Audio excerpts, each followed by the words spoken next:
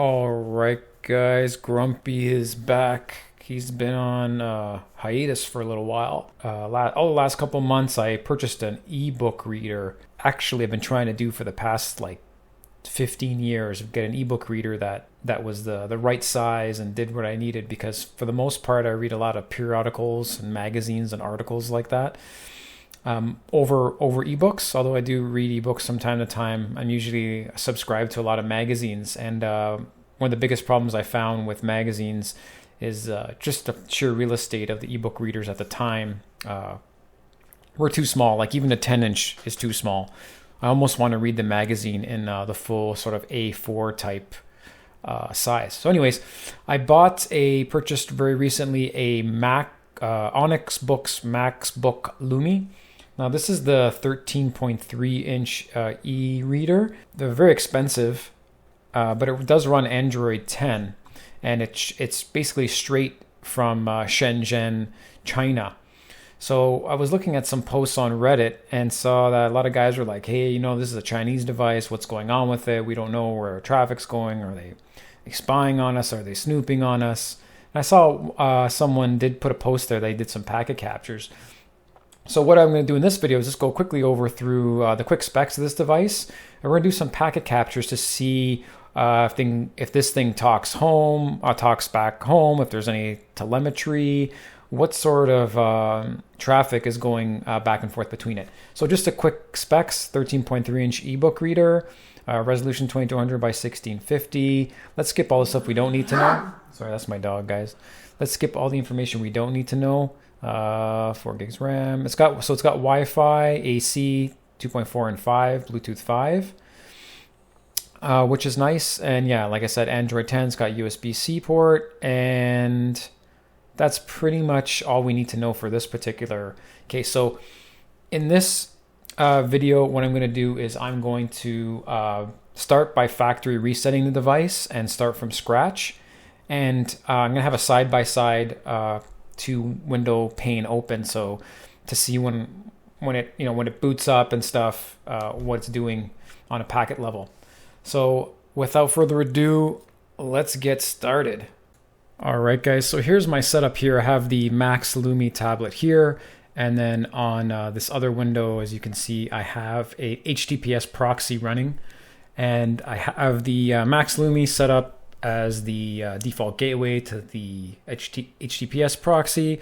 So all the traffic is going to go through the HTTPS proxy and get, so we can see it in clear text, even everything that's encrypted.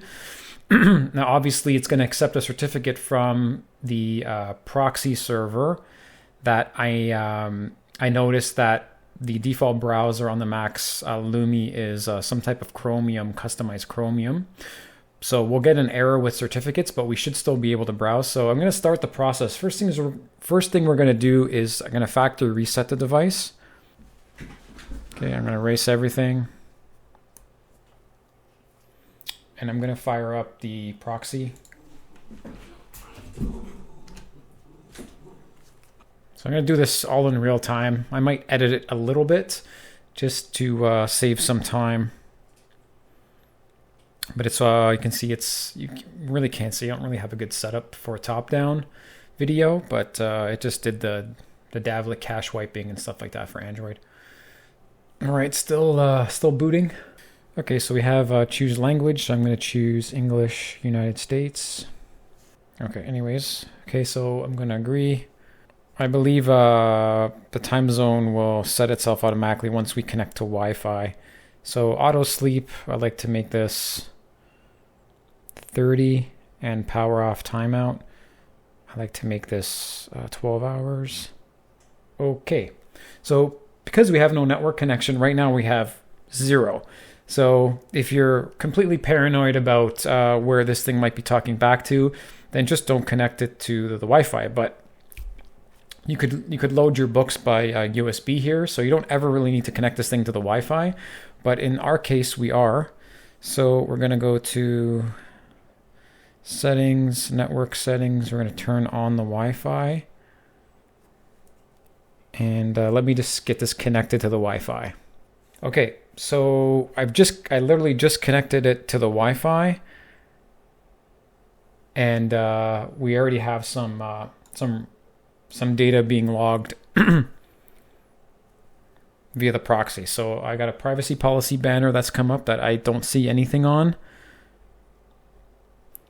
I'm not sure because this is like a character issue with Chinese or something. We have some regular HTTP unencrypted requests going to en.rom.books.com. There's an IP address here that gets the host name is login.tim.qq.com.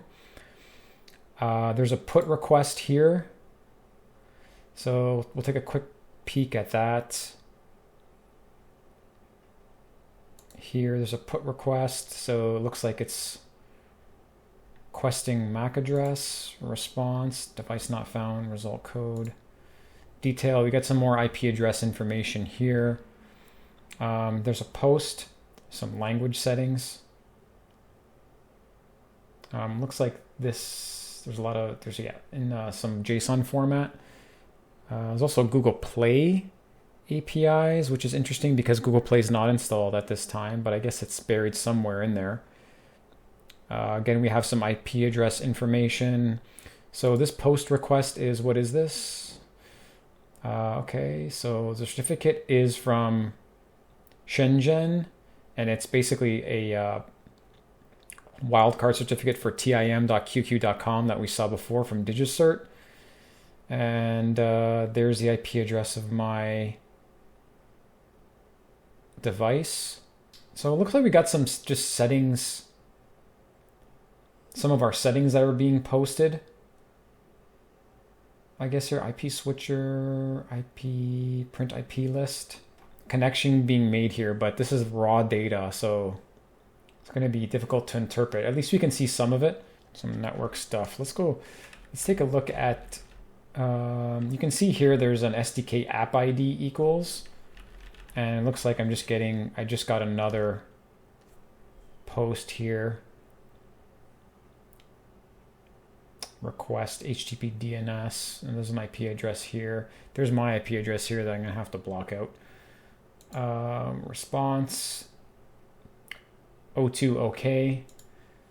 Okay, so I don't know. It doesn't seem like there's anything too crazy going on here. And again, I just booted it up, and that's literally what happened as soon as I connected to Wi-Fi. So let's dig in deeper on that later on. So what I want to do now is I want to crack open the web browser, which is the browser that it comes with. It's called Neo browser, but it's basically just a customized Chromium browser. So you can see as soon as I launch that, I'm going to get the certificate error because of the proxy. So I'm just going to skip that. And you can see right now it's connecting to books.com.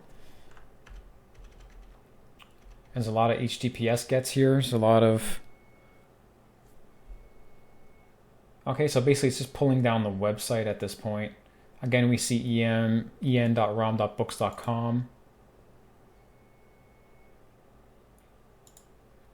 A little gzip package. Some more IP address that looked much the same. Yeah, it's just pulling down the content here. So certs from another global cert from books.com. This one's a US, not Elementor. Okay, so this is a WordPress site, Elementor add new section. So this is basically just pulling down the website from books.com. And as you can see on the device, it's just like a newsroom, how to activate Google Play, how to update my books firmware. So I'll click on that one. Got some posts happening here. What's this?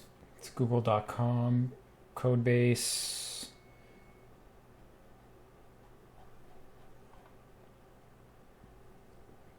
Okay, nothing crazy. Just pulling down some stuff based off the Chromium browser, or maybe it's even Chrome. I'm not even sure. Here's some data. Attachment.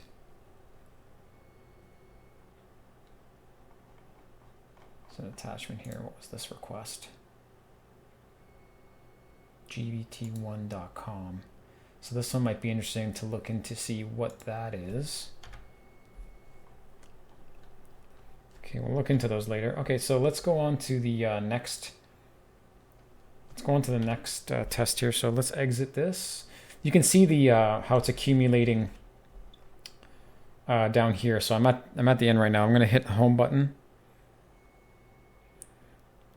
And I haven't seen any new packets come in yet.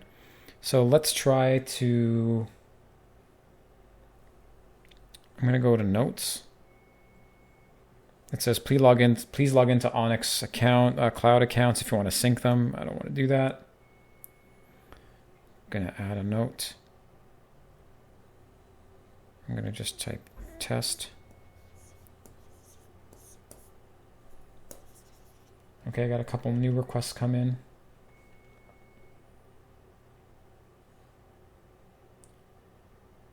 Some Google API one came in. Server prod, okay, response or prod protocol 31 days start, elapsed seconds, elapsed days. So request Chromium.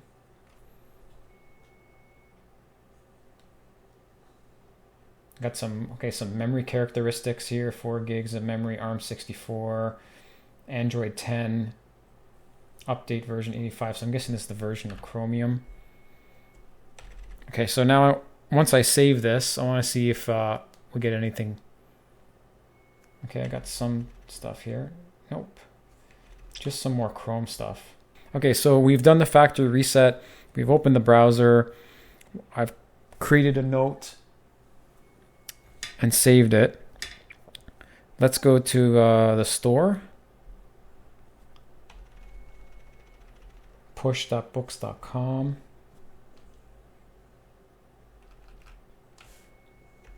We're seeing some Shenzhen.ali-linux. So there's a Davlik agent here, which is a virtual machine. Portable network graphics. Store, nothing else though. Like there's no constant, doesn't seem to be a constant telemetry yet that I've seen. This one here might be the only sort of telemetry thing that I've seen. It's this one here that's going to yun.tim.qq.com. It just seems to be IM SDK report, SDK app ID, and then if I look at the raw data, the request is my IP address and something else. It's requesting that, and then the response back is okay. So it looks like it's just requesting, you know, the device info, a very low level of the device info with the certificate, again, based from the DigiCert from registered in Shenzhen for the tim.qq.com domain. So, okay. I don't know what else I can try. That's pretty much it. Although my Wi-Fi has an X on it, and it says has limited connectivity. I think the limited connectivity is because there's a couple certificate issues there. So you know what? Let me just bypass that to make sure we didn't lose anything. So there's some more for the bookshop. Here's a model Max Lumi response. I think this is just sort of a listing of the sections for the books or something. Now anything that's in the HTTPS column row is something that would be typically encrypted that we would not be able to see without an HTTPS proxy. So as you can see, most of this stuff is just coming over HTTPS. So a lot of these are unencrypted. So we'll have to go through some of these domain names and IP addresses to see. What else can we try? Let's go to the library. See, again, I think this is the only one here that I'm seeing that looks like some type of telemetry. Sorry, I had to pause there for a second. But yeah, so while I was away for a few minutes, you can see that the only requests at all really that were coming up are from the yun.tim.qq.com. So I think that's pretty much it's either a heartbeat or it's just a telemetry thing to let them know that what devices they have out there. So what else can we do? So I went to store notes. Let's hit storage. I don't see anything there. Let's go to the App Store. What else can we do? Firmware update. Let's check for updates.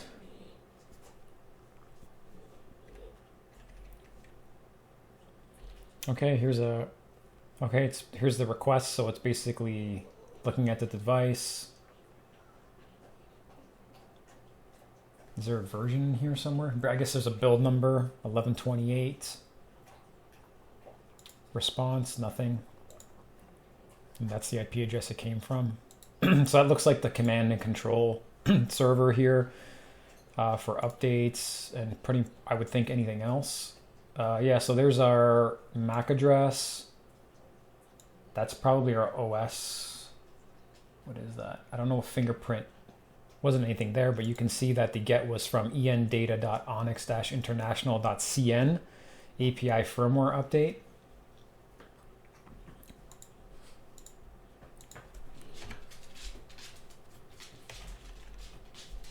And again, I got another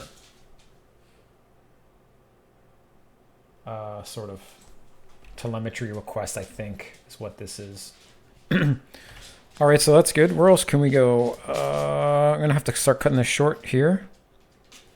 Power, account management. So account management is you can actually connect to Evernote, Dropbox, OneNote, Udao, Cloud Note Sync, which I guess is some sort of like Asian one or something. It's too bad they don't have Nextcloud on here. That would have been like amazing. So anyways, there's nothing really too concerning from my perspective here. I guess if I go into the App Store, let's go into the App Store. Now, this App Store apparently is, what they've done here is, I think, you can see a lot of requests are coming in now. These are just, the PNGs are obviously just images. So in the App Store, it's basically apps that they have either customized to work better for the reader, or apps that they know work properly on the reader because of the e-ink display. So you can see things like other readers in the reader section, like there should be a Kobo reader and stuff. There's Kobo, there's Amazon Kindle down here. There's also some other readers under the news section. A Zinio reader, The Guardian, Wall Street Journal, Business Market News. So these are all apps that I suppose they tested and it works well, and you can probably log into them to get that content. And under study, Writer Plus Pro, Mobile Sheets, Tools. Let's see what we're collecting here so far. Just some more images of the applications. Categories.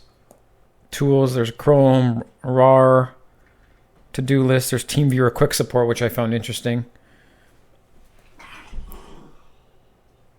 Firefox browser.